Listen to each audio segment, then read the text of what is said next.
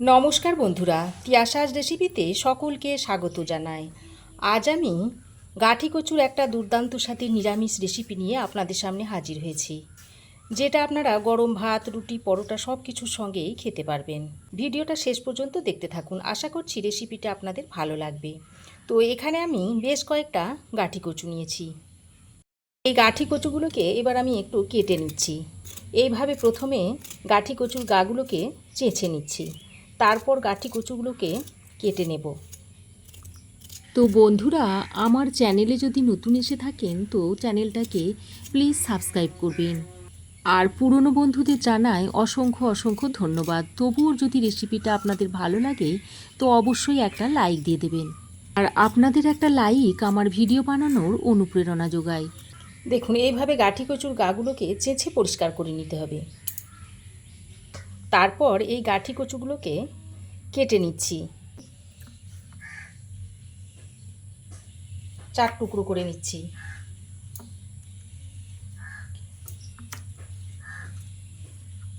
দেখুন, এই রকম করে গাঠি কচুগুলোকে কেটে নিতে হবে। গাঠি কচু তো আপনারা অনেকভাবেই বানান, তো এভাবে কখনো বানিয়েছেন কি না জানি না, একবার বানিয়ে খেয়ে দেখবেন। দেখুন, সব গাঠি কচুগুলোকে এরকম লম্বা লম্বা করে কেটে নিয়েছি। এবার একটা বাটির মধ্যে তুলে নিচ্ছি। তারপর এই কচুগুলোকে আরও একবার ভালো করে ধুয়ে নেব। এবার আমি গ্যাসে একটা কড়াই গরম করে এর মধ্যে পর্যাপ্ত পরিমাণে জল দিয়ে দিচ্ছি। এবার এর মধ্যে অল্প একটু নুন আর সামান্য একটু হলুদের গুঁড়ো দিয়ে দিচ্ছি। এবার নুন আর হলুদের গুঁড়োটা মিক্স করে নিতে হবে। তারপর এর মধ্যে কেটে ধুয়ে রাখা কচুগুলো দিয়ে দিচ্ছি। আবারও একবার মিক্স করে নিতে হবে। এবার ঢাকা দিয়ে 5 মিনিট মতো সেদ্ধ করে নেব। এদিকে এবার একটা মশলা তৈরি করে নিতে হবে। তার জন্য মিক্সিং জারের মধ্যে দিয়ে দিচ্ছি 1 চামচ পোস্ত, আর দিয়ে দিচ্ছি 1/2 চামচ মতো সর্ষে, সঙ্গে একটা শুকনো লঙ্কা দিয়ে দিচ্ছি, আর অল্প পরিমাণে একটু নুন দিয়ে প্রথমে একবার শুকনো অবস্থায় মিক্সিটাকে ঘুরিয়ে নেব। দেখুন, শুকনো অবস্থায় মিক্সিং জারটাকে একবার ঘুরিয়ে নিয়েছি। এবার এর মধ্যে অল্প পরিমাণে জল দিয়ে আবারও এর একটা মিহি পেস্ট তৈরি করে নেব। দেখুন, এই রকম একটা মিহি পেস্ট তৈরি করে নিয়েছি। এদিকে দেখুন, কচুটাকে আমি 5 মিনিট ভাপ দিয়ে নিয়েছি। এবার কচুগুলোকে তুলে নিচ্ছি। এভাবে কচুগুলোকে যদি সেদ্ধ করে তরকারিতে ব্যবহার করেন তাহলে রান্নার স্বাদ দ্বিগুণভাবে বেড়ে যায়। কড়াইটা পরিষ্কার করে নিয়ে আবারও গ্যাসে বসিয়ে দিয়েছি। তারপর এর মধ্যে দিয়ে দিচ্ছি 1 টেবিল চামচ মতো সর্ষের তেল।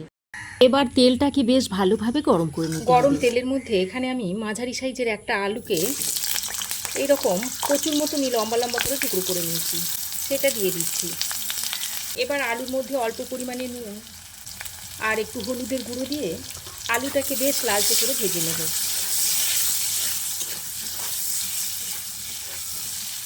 কয়েকবার নাড়াচাড়া করে নিয়ে এবার ঢাকা দিয়ে আলুটাকে ভেজে নিচ্ছি। দেখুন, হাই হিটে ঢাকা দিয়ে আলুটাকে বেশ কিছুক্ষণ ভেজে নিয়েছি, আর আলুর মধ্যে দেখুন একটু লালচে রঙ এসে গেছে। এবার আমি সেদ্ধ করা কচুগুলো এর মধ্যে দিয়ে দিচ্ছি। কচুগুলোকে দিয়েও আলুর সঙ্গে আরও একবার ভেজে নিচ্ছি। এই সময় গ্যাসের ফ্লেমটাকে অবশ্যই হাইতে রাখবেন। কচুগুলোকে যেহেতু আমি সেদ্ধ করে দিয়েছি তাই কচুগুলো লো ফ্লেমে ভাজলে গলে যেতে পারে। দেখুন বন্ধুরা, আলু ও কচু খুব ভালো করে ভেজে নিয়েছি। এবার আলু আর কচুগুলোকে আমি তুলে নিচ্ছি।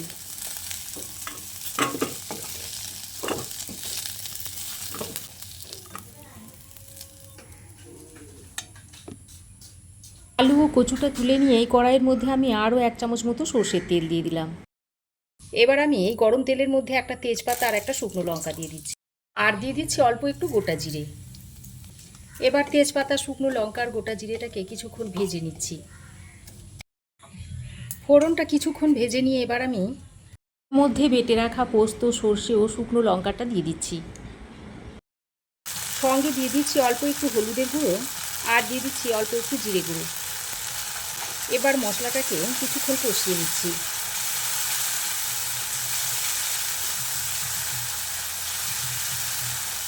মশলাটা কষাতে কষাতে এর মধ্যে একটা টমেটো কুচো দিয়ে দিচ্ছি।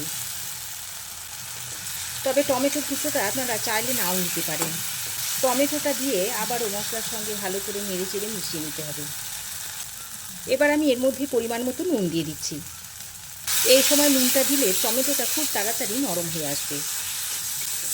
নুনটা দিয়ে আবারও ভালো করে সব কিছু একসঙ্গে নেড়ে চেড়ে মিশিয়ে নিচ্ছি। এবার আমি মিক্সির মধ্যে অল্প করে জল নিয়ে এর মধ্যে দিয়ে দিচ্ছি।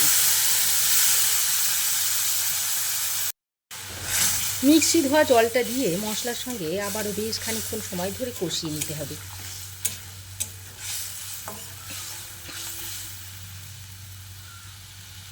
এবার আমি মশলাটাকে একটু ঢাকা দিয়ে দিয়ে কষিয়ে নিচ্ছি।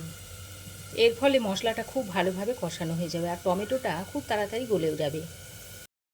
2-3 মিনিট ঢাকা দিয়ে মশলা আমি ভালো করে কষিয়ে নিয়েছি। দেখুন মশলা খুব ভালোভাবে কষানো হয়ে গেছে আর টমেটোগুলো দেখুন অনেকটাই সফট হয়ে এসেছে। এবার ভালো করে নাড়াচাড়া করে নিয়ে এর মধ্যে দিয়ে দিচ্ছি ভেজে রাখা কচু আর আলুগুলো। ভাজা আলু আর কচুটা দিয়ে আবারও মশলার সঙ্গে ভালো করে নেড়ে চেড়ে মিশিয়ে নিতে হবে।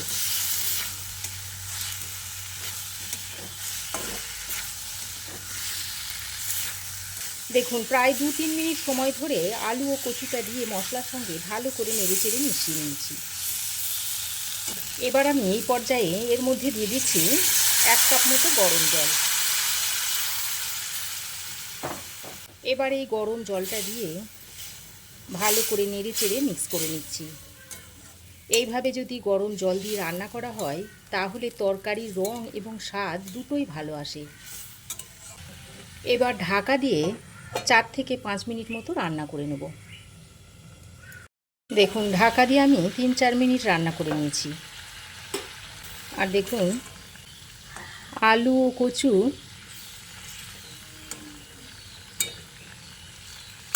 খুব ভালোভাবে সুসিদ্ধ হয়ে গেছে। এবার আমি এর মধ্যে অল্প কয়েক দানা চিনি দিয়ে দিচ্ছি। যেহেতু আমি এখানে টমেটো দিয়েছি তাই স্বাদের ব্যালেন্সটা করার জন্য চিনিটা দিয়ে দিলাম। আর দিয়ে দিচ্ছি কিছু ধনেপাতা কুচি। চিনি আর ধনেপাতা কুচিটা দিয়ে আবারও একবার ভালো করে নেড়ে চেড়ে মিশিয়ে নিচ্ছি।